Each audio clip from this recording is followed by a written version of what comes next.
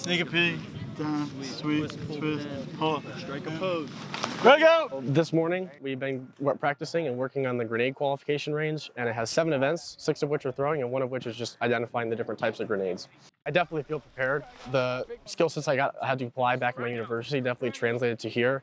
Every semester, we have an FTX at Fort Custer in Michigan, and we've had the opportunity to throw grenades during those trainings. So I've gotten to use that knowledge I've had applied back in my university at the training event, so it's been very useful. Sweep, twist, pull.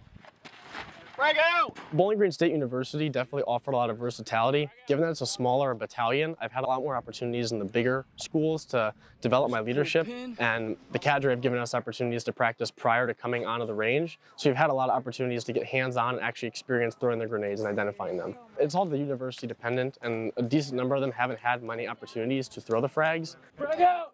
Given all the background I have, I've gotten to actually qualify before back in my unit in Ohio. That's definitely something unique about Bowling Green, so I have a pretty good concept of what's going on.